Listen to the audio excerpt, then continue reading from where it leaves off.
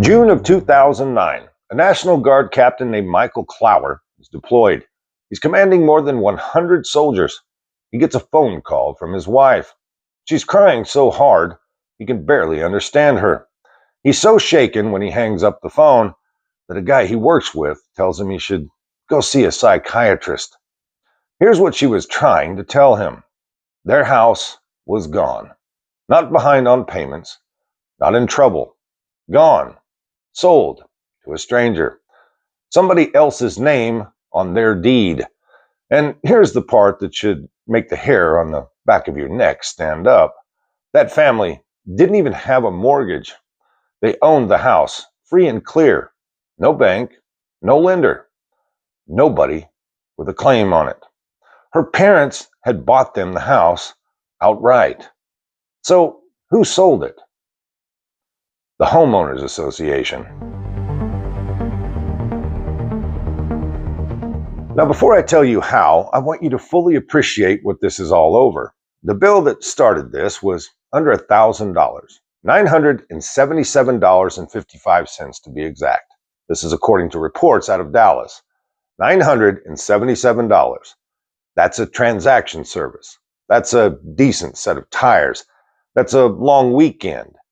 That house was worth well over $300,000. So the debt was 0.3% of the property. And the remedy, the fix, the solution, the thing they landed on was to take the entire house.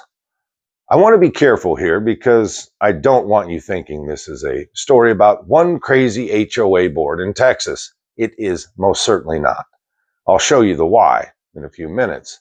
But first, how do you take a house nobody owes money on?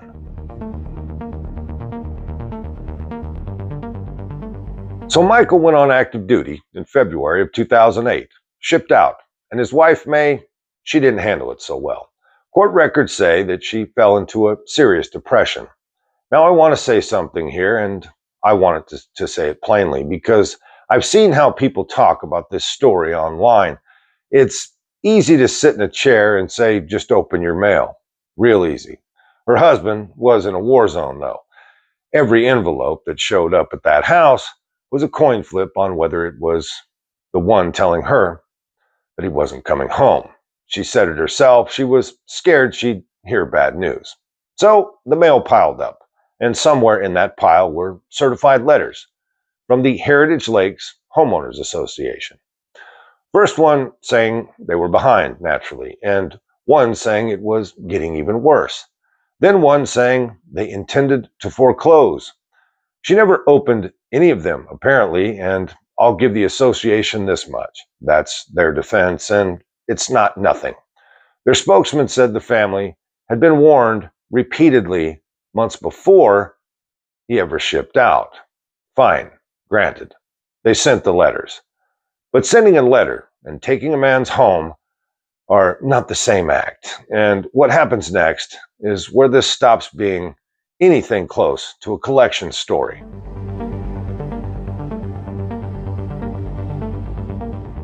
Now, here's the part I need you to hear. No judge was ever involved. Nobody in a robe, no hearing, no courtroom, no day in court, no chance for the lady to stand up in the courtroom and say, my husband's in Iraq and I've been falling apart. It's called a non-judgment foreclosure. And in Texas at the time, an HOA could just do it. They took it to an auction in Denton County. $3,201 later, a $300,000 house paid off, sold for $3,200. That's a used dirt bike. That's a riding mower with a bad deck. And it didn't stop there. Whoever bought it turned around and flipped it. A year or so later, that house resold for $135,000. So somebody made $100,000 because a woman was too scared to open her mail. And the family, they didn't even know. Nobody called. They found out when the new owners sent a letter asking them for rent, living in their own paid-off house, getting a bill for rent.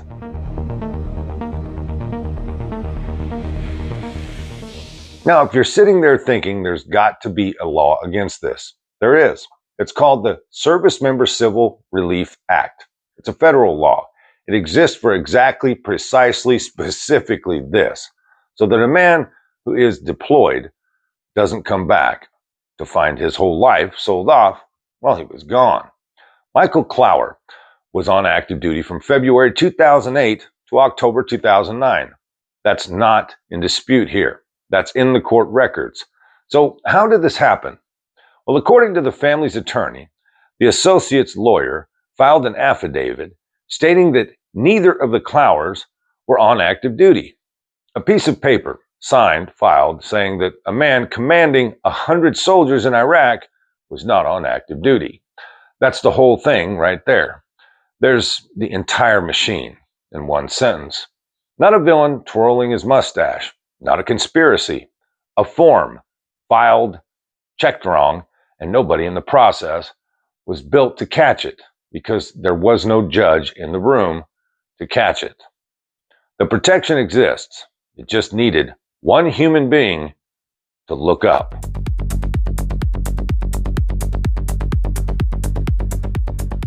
All right, here's the whole reason I told you this isn't a Texas story. At the time this happened, homeowners associations in roughly 30 states had the power to foreclose on a home over unpaid dues. 30 states. And I want to be precise about the mechanism because this is the part that carries over to every video I'm going to make on this channel. It's not the fine. The fine is never the dangerous part. It's the lien. A lien is a claim against your property. Once a board can attach one, the size of the original bill stops mattering at all. $900, $90, doesn't matter. The lien isn't attached to the amount. It's attached to your home. And that's the whole trick. The bill is small, so you don't fight it. The instrument is enormous. Remember that. Because in the next video, I'm going to show you a board that attached the same instrument over dog waste. And you're going to laugh right up until you remember what you just watched.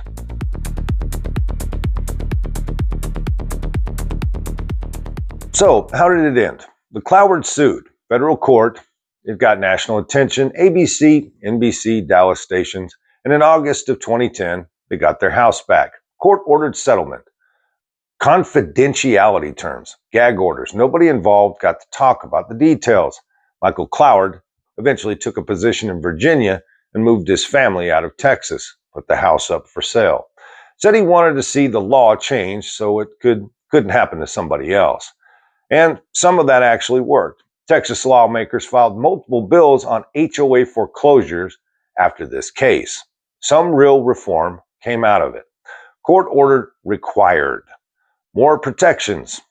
Texas is better than it was in 2008. But he said one thing about the whole business that I have not been able to get out of my head since I read it.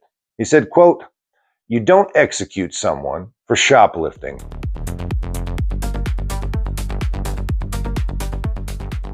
Now, here's what I want you to take away from this.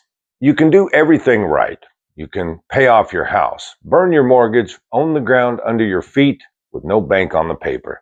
And a volunteer board of 5 neighbors can still put a claim on it over an amount of money you'd spend on a weekend. That's not a horror story. That's the system working the way it was built. Next on this channel, a homeowners association that started collecting DNA samples from dogs and attached the fine to the deed. That one's funnier than this one. It's also worse. I'm the Yeoman, and I'll see you in the next one.